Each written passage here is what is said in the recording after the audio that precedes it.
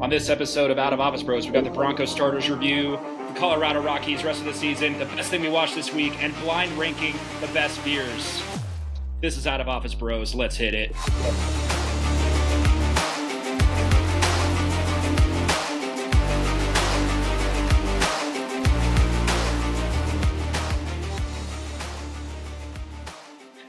What is up, everybody? This is another episode of Out of Office Bros.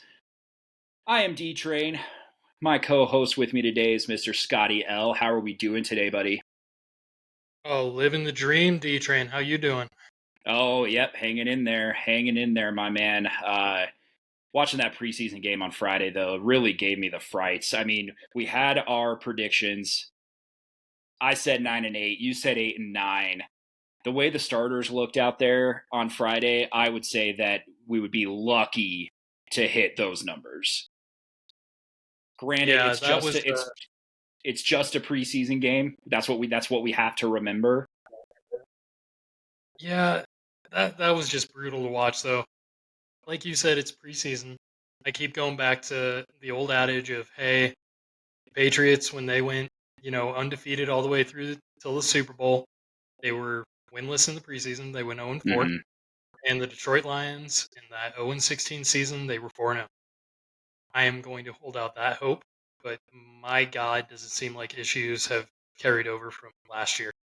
Yeah, and it's got to start with Russ. Oh, absolutely. He's the common denominator here. Yeah, he didn't play a bad game, but it wasn't what we gave up for him quality wise.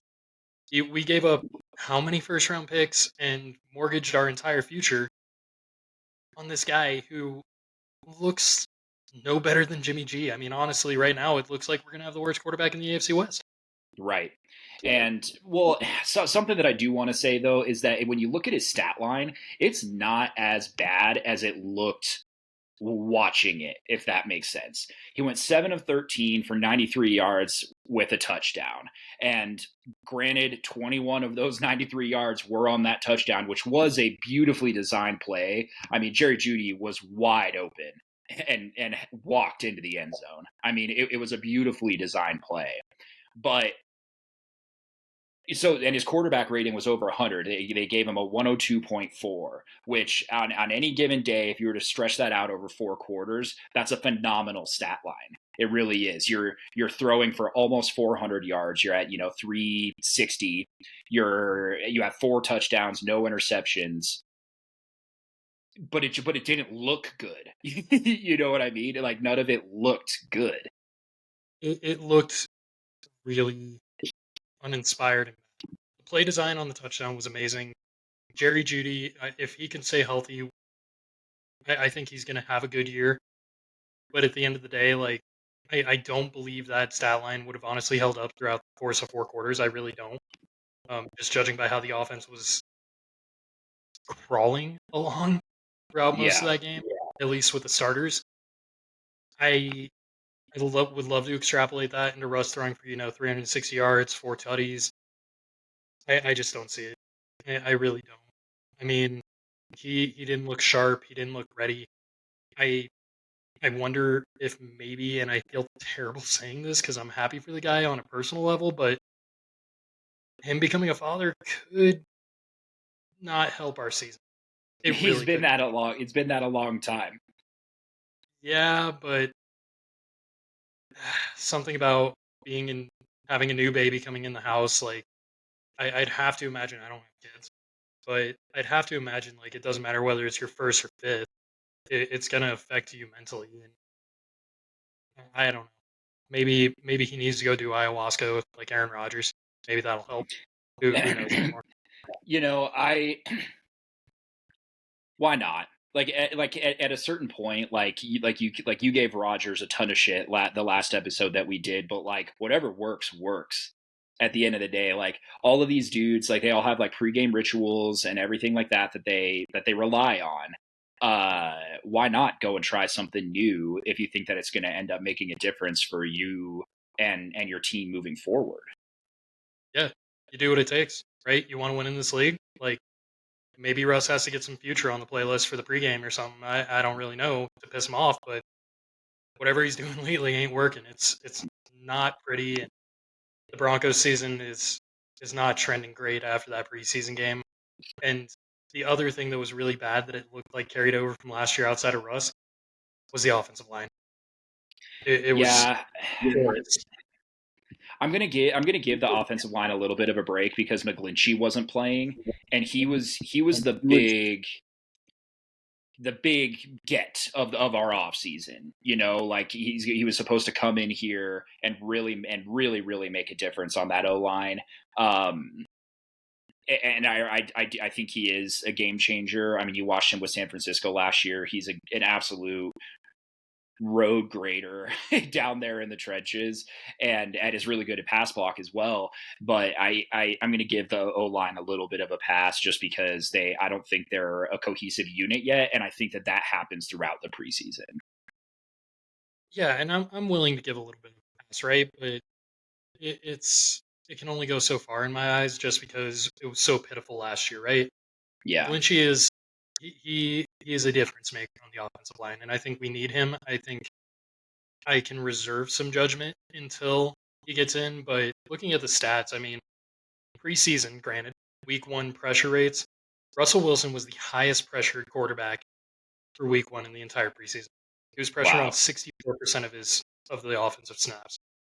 Next closest was Jake Browning, then Jarrett Stidham, Nathan Rourke, and rounding it out is Tommy DeVito.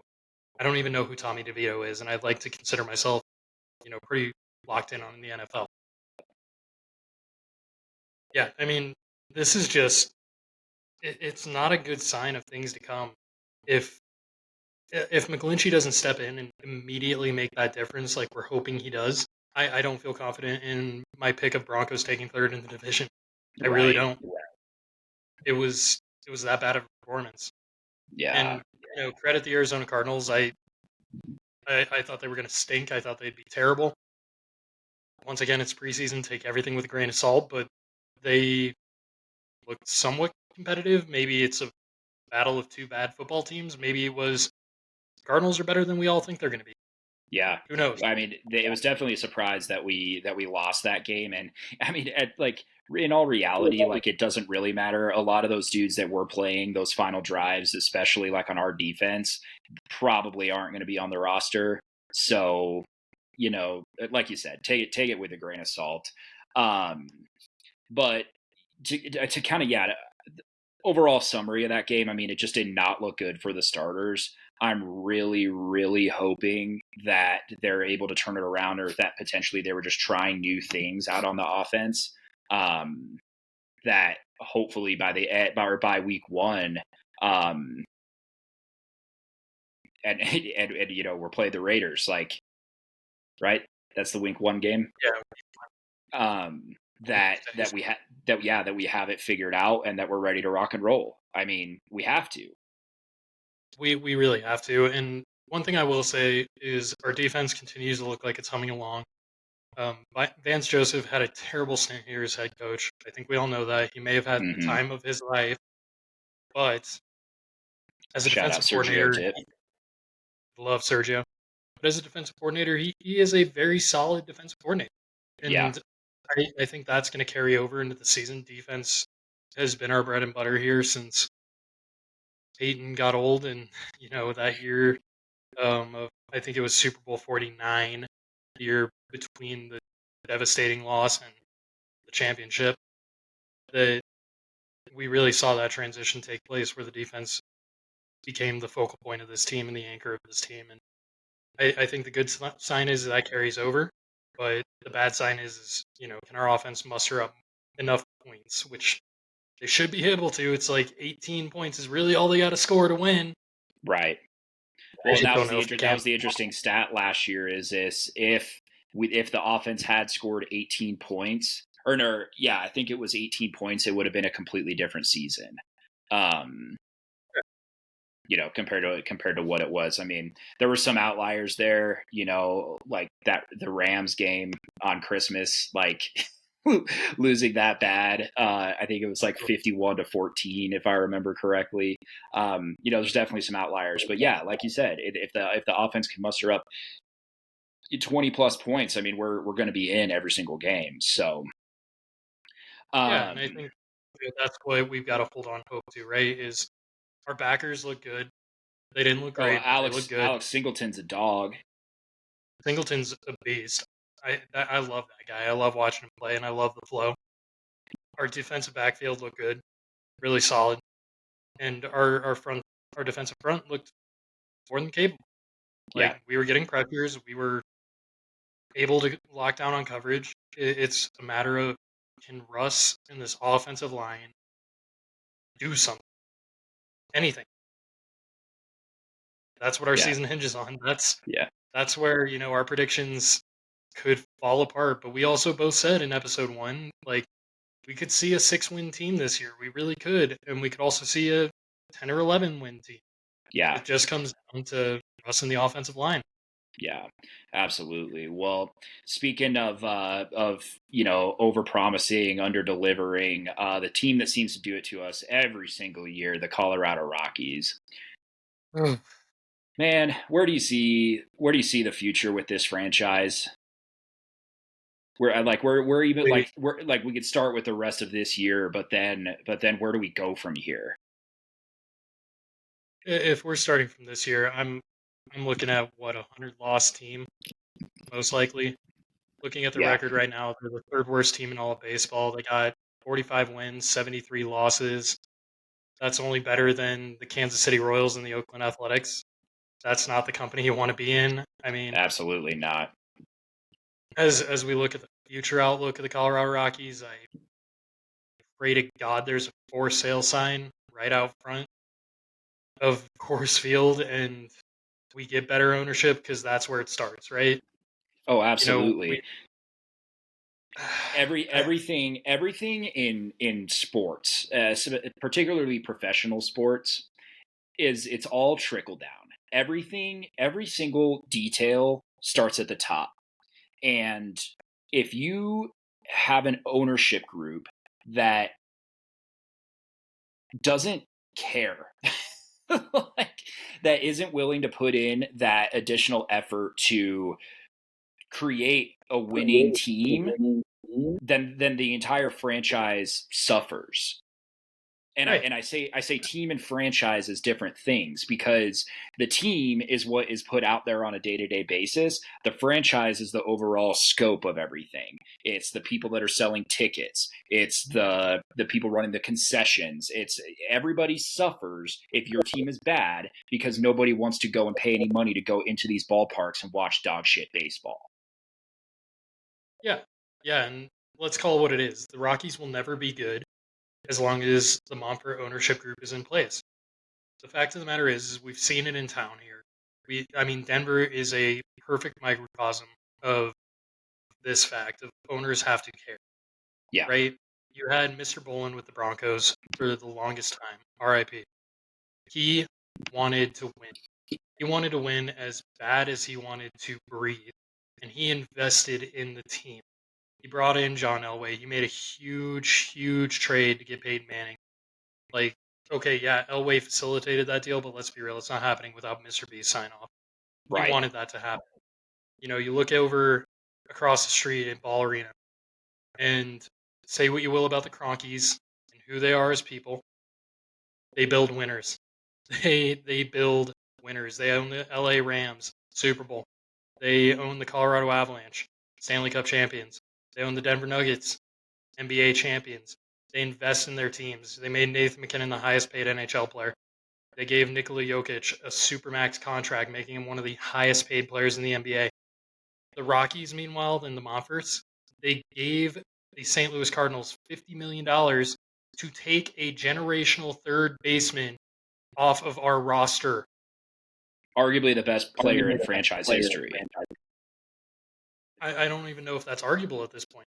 Yeah. Walker was great, Helton was great, but Nolan was different, man. And what have the Rockies done? What have the Monforts done? They built a rooftop. Granted, it's the best bar in Denver. I will go there to get drinks, but I never watch a baseball game. Right. Part of that is we don't have a winning team. The other part is baseball is just really boring. Like it's a boring sport. The sport, I think, itself is dying. Yeah. So And what do you think it's would have to change for people to get more invested in baseball? Is it having sports books available at all stadiums? Is it like the pitch clock? I feel like has helped. It's definitely sped the game up so that it's no longer 4.5 hours. yeah. I mean, games take way too long still, even with the pitch clock. But I like that idea of a sports book. There are tons of stadiums doing it already. I know, Mm, Columbus, the Blue Jackets, the hockey team is putting in a sports book in their arena. There are plans to put in the point. They're actually building it right now. The PointsBet lounge at Ball Arena. Um, that could help live betting during the games. I'm a sports betting guy. I love betting on sports. I think it gives me a vested interest in a game that I otherwise wouldn't care about.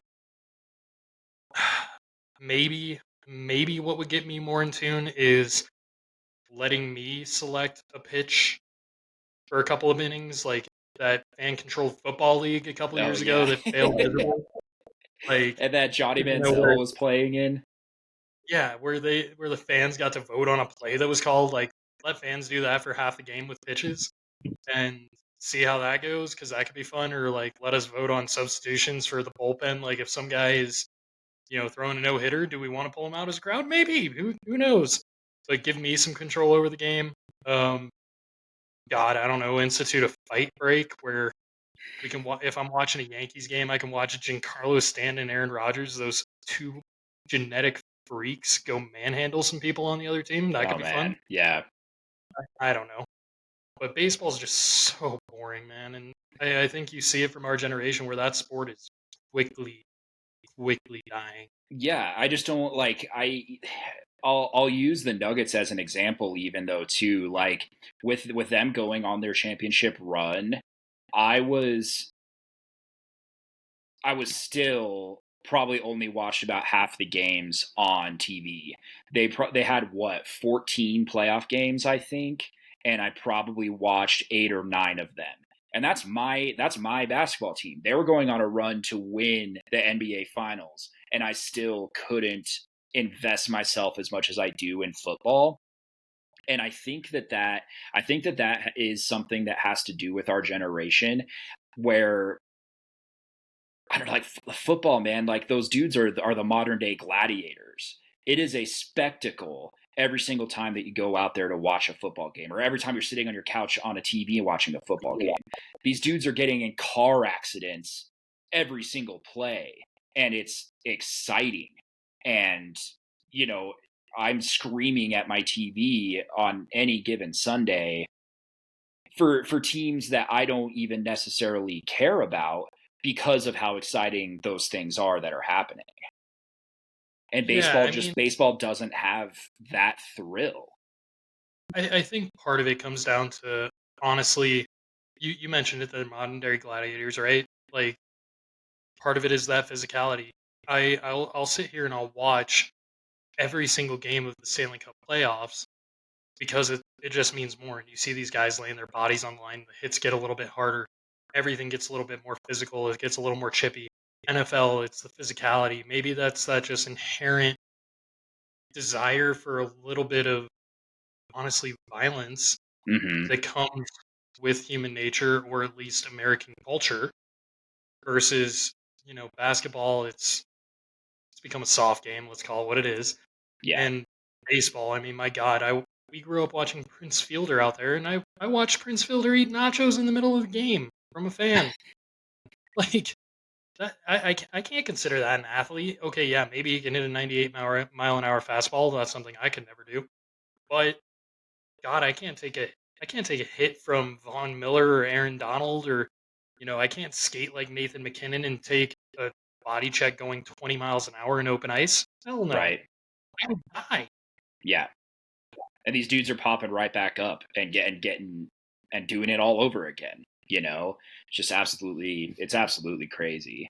Yeah. I think the one thing that is keeping baseball alive is that there is something American about going to a ballpark, getting a beer, having a hot dog, and watching what is America's pastime unfold in front of you. But I mean, there's baseball purists that are out there that are keeping it alive. But I just think, I don't know. I'm almost to a point where I think that baseball dies with our generation. Baseball purists are old. Like they're an older generation. They're not going to be around long. And our generation needs to be who they're trying to capture. And it's boring as hell right now. Like what you're seeing is more pitching duels. My take: bring back steroids.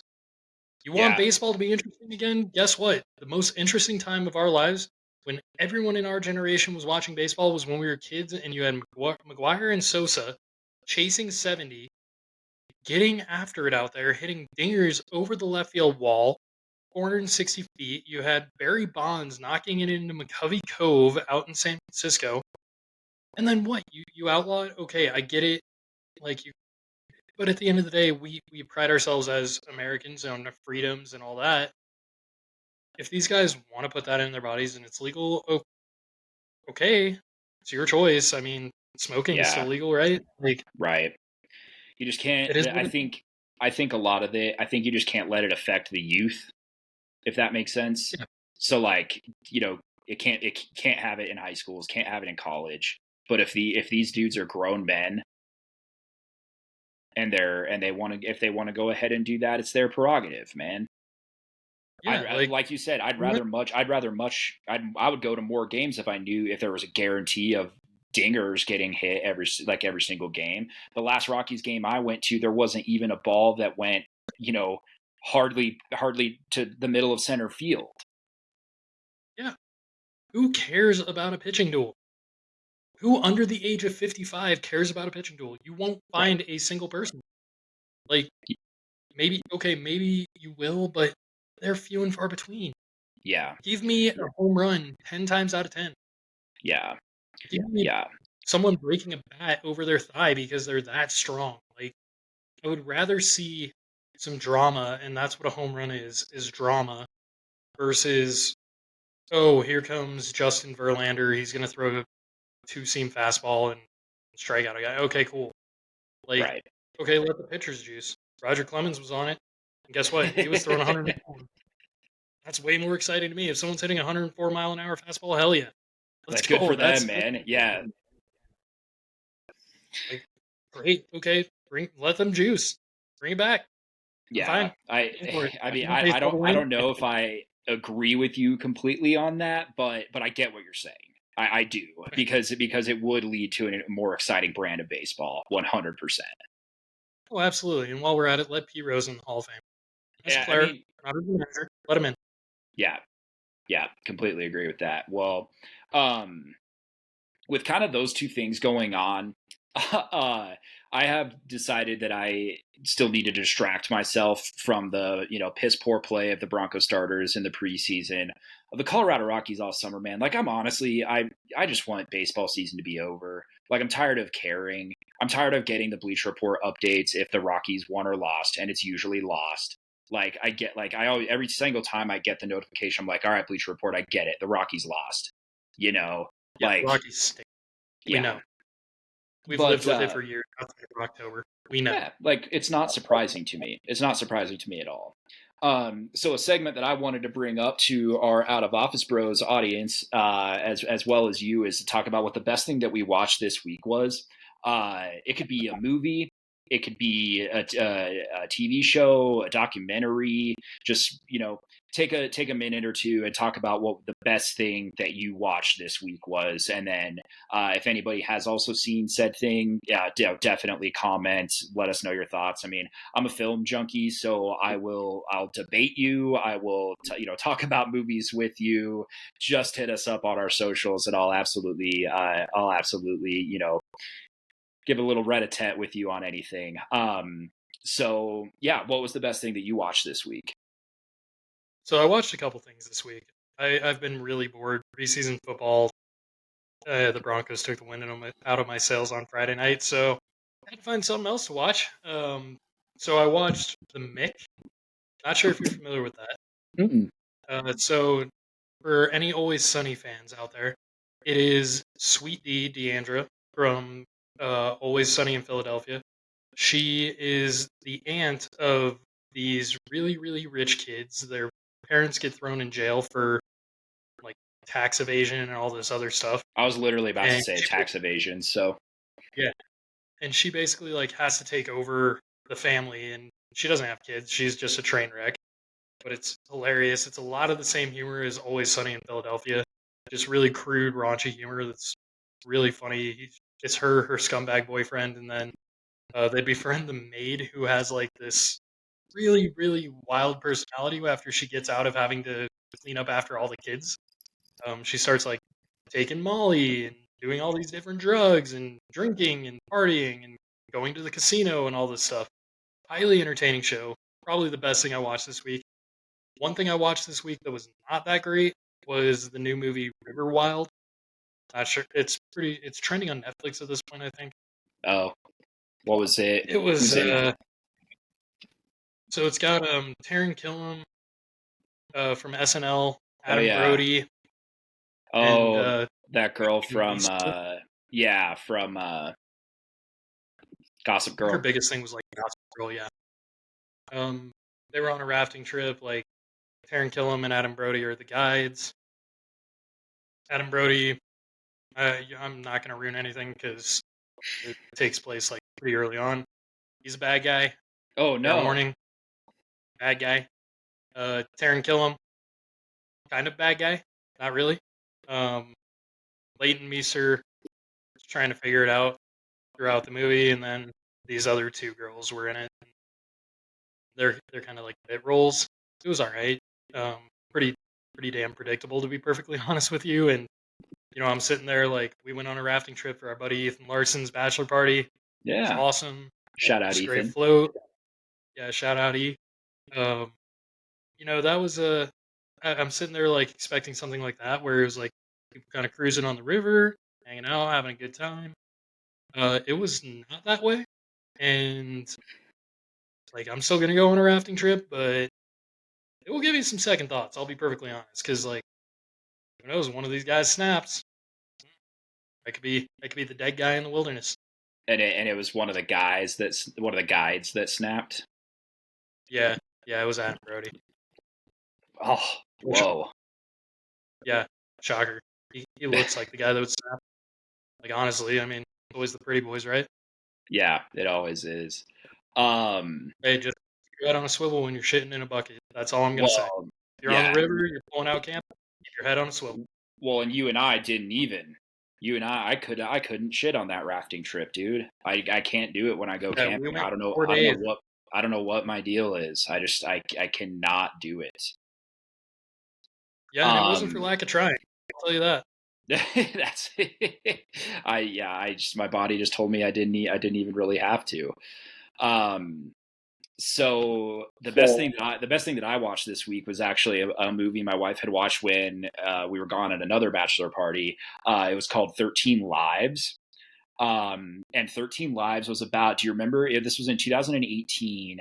There was a soccer team in Thailand that went exploring into some caves after practice, and it started like downpouring because it was like an early monsoon season, and they got trapped in there.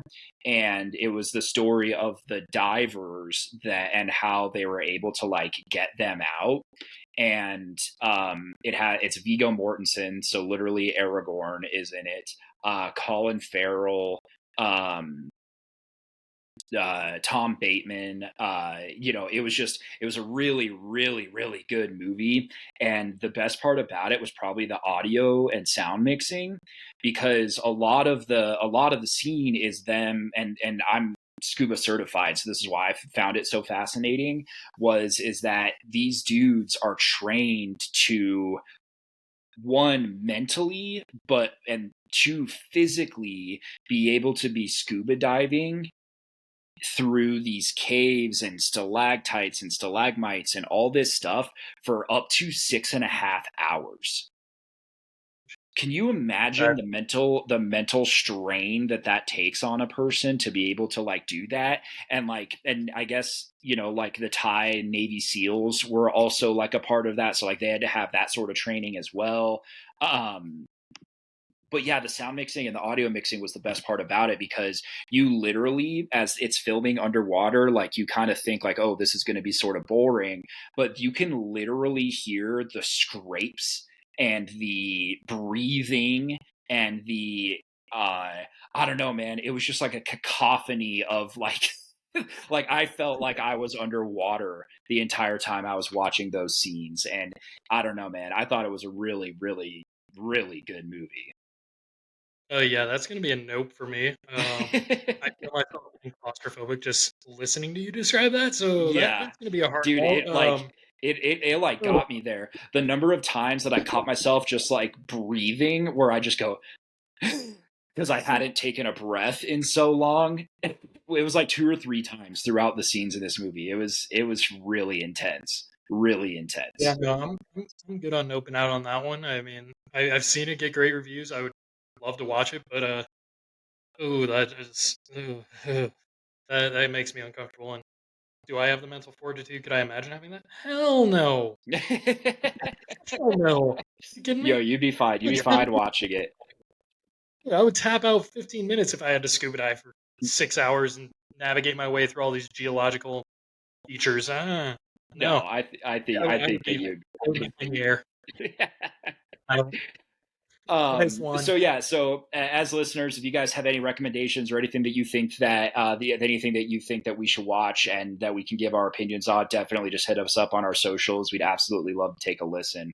Okay, now for the And fun part of our. it's like 15 days, just as a forewarning, because college football's back Right. I on mean, November Bronco. 2nd for that, Yeah, or Bronco September 2nd. season is back. We're gonna be neck deep with sports, but I'll always make time for my listeners and their suggestions. So, We'll see all if right. I do.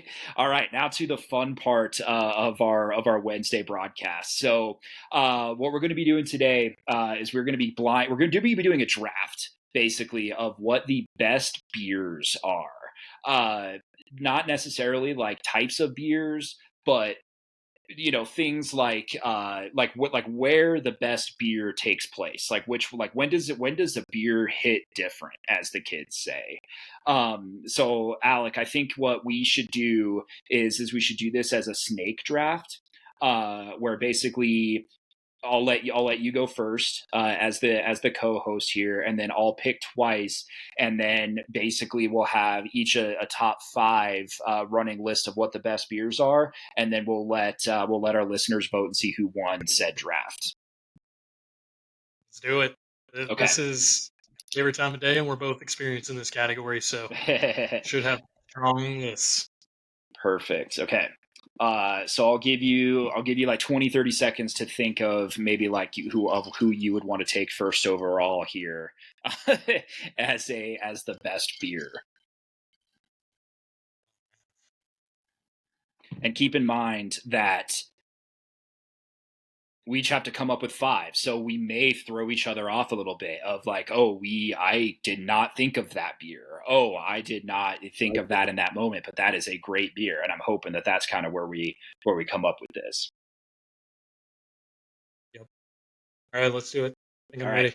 all right. With the first overall pick on Out of Office Bros Best of Beers Draft, Scotty L selects The Friday beer. After the a long work week, the Friday nothing is beer. better than a frosty beverage on Friday afternoon. I like it. I like it. Um, the second overall pick, I think I'm going to take the airport beer, Ooh, great pick. Number which two on my is board. okay. Yeah, the airport beer hits different when like you're about to head on, like going on vacation. You have, you know, a little bit of time before your flight.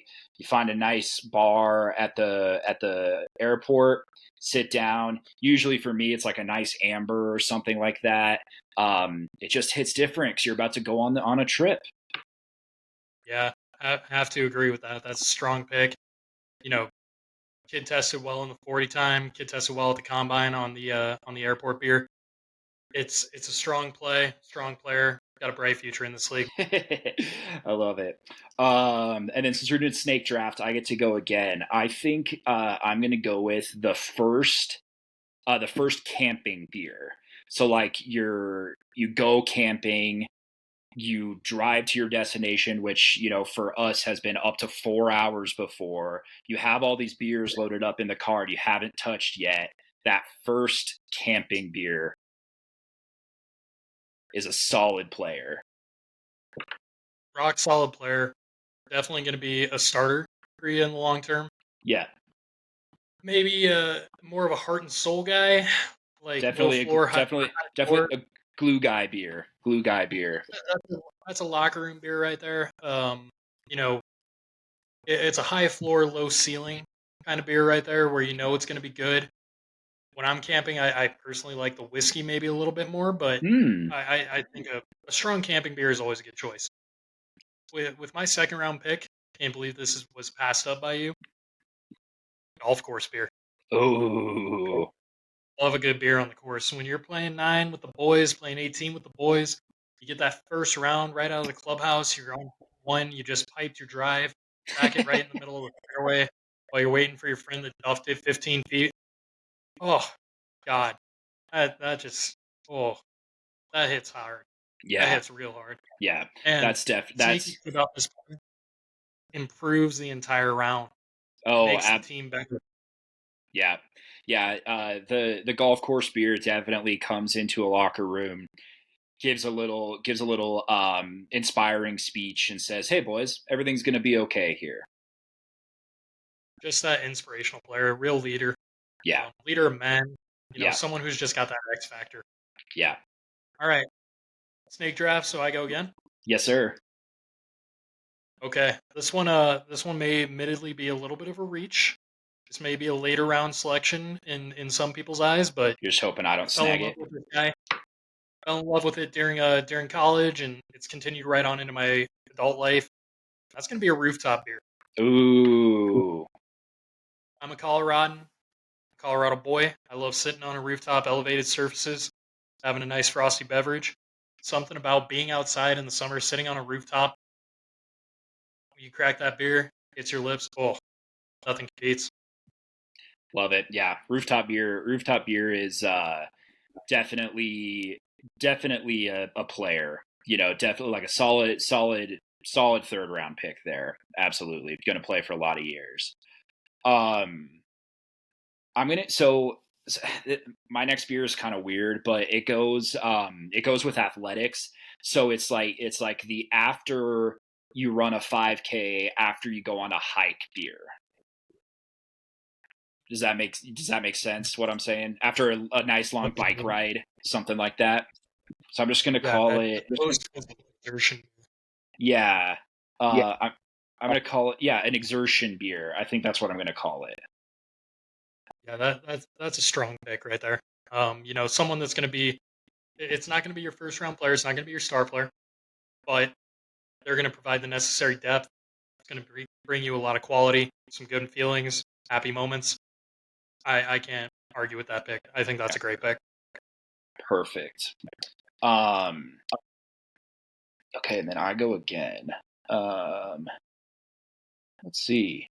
That's a lot of good beers right there. Some high quality beers. High quality beers. I think my next one is just gonna be the after work beer. Not to be confused with Friday beer. Correct. Friday beers are completely different than after work beers, because Friday beers, it's like, oh, it's leading up into the weekend. It's time to party. The after work beer is more of like, okay, I have to do all this tomorrow. I need to download my day. I'm just going to sit for a couple of minutes and enjoy this beer. Can't argue with that. So it's another strong pick. It's once again not the star player, not the highest test results there. Decent score on the Wonderlic. It's going to be a solid beer in this league for years to come. I'm shocked though. A lot of good beers left on this board. One especially for you as a homeowner, while I'm still living that renting life. I left out the yard work beer. Yeah, The that's a post good yard one. work beer. Is Yeah, that's your next pick? actually, I am gonna go a different direction here. Okay. So there are a lot of strong players left on the board. A lot of quality, guys that should have been day one picks falling into day two. They're kind of the Brady Quinns in this situation. Who knows what's going to happen with them? Are they going to be sitting in the green room much longer? Whether that's, the Sunday morning beer, the shower beer. Shower beer is a vastly underrated player. And that's who I'm taking. The shower beer. Good Okay. shower beer. And that is something that came to me in college. We were getting ready for nights out, going to the Walrus, going to Rio, going to the Downer, Beer Garden, Connors, all these iconic spots in Boulder. I literally just But who like got let's just do a mass RIP right there because those bars don't oh, exist anymore except for the Downer. which is the biggest downer of all? Yeah, RIP to those. But who always got my nights started on a solid foot? Who was the first out to the warm ups? Who was getting me loose? Who was getting me limber? Who was my shower beer? They're always a consistent player. They're always going to be there for you. Once again, they're not going to be a first round pick. They're not going to be who you want every single day. But when you need them, they're reliable and it hits different. Shower beer is my final pick. Wait, are we doing no, you still have one. Or did you say yard work beer? I thought that was 5. No, that was 4. Oh, so my sleeper is still available. Your sleeper. Right. So my last one, not to be confused with a rooftop beer, because this is very different. I want to make this known. A patio beer. Mm-hmm. Sitting out back, you're on your patio. You crack open a cold one. You're sitting around your family, your loved ones. Take that first sip. You're watching the sunset over those beautiful Rocky Mountains. And who's there? Your nice patio beer. Patio beer. Yeah. Yeah. Always a strong player. Yeah. My final pick, and this one is kind of broad, I think, but I think it still hits. Is the It's the God, how do I want to say this? The cocktail hour beer where you're at a wedding. You just did, like, the ceremony just happened. They're about to have that cocktail hour before the reception. There's always that kind of lag time of about an hour and a half in between. And that first beer during those things, you've been sitting there, you watched some of your good friends or family get married. First cocktail hour beer hits different. I'm about adding that in. I'm even open to going generalization and going wedding beer with this. Or call it a wedding beer. We've seen it with first our wedding friends. beer. Yeah. Yeah, we've seen it with our boys. Like, one of our great friends, he had, beer kids walk down the aisle and hand out some cold snacks at his ceremony. Right. One of our other friends, right when you walked in to their ceremony before anything started, it was grab a beer. Love it. I'm about a wedding beer. Yeah. Wedding beers are great. Yeah, absolutely. Well, I think that what we are going to do is we're going to put those up on our socials. I wrote all of them down, so I will send those over to you so that we can see what some of our listeners think. See who won the best beer draft. I think that this is going to be kind of a staple in what we do here on Out of Office Bros. And I also do think that that's a good time or a good place for us to wrap this Wednesday's episode of Out of Office Bros. Do you have anything else to add? Oh, thanks for listening in. Go like, subscribe, follow us on all the socials. Look Absolutely. forward to being back out of office with all y'all. Absolutely. Yeah. So we will be out of office again on Saturday afternoon. For immediate assistance, please follow us on Instagram, Twitter, Spotify, and anywhere you get your podcast. Please be sure to like, comment, and subscribe on all of those. We would love to hear from you. Best, the Out of Office Bros.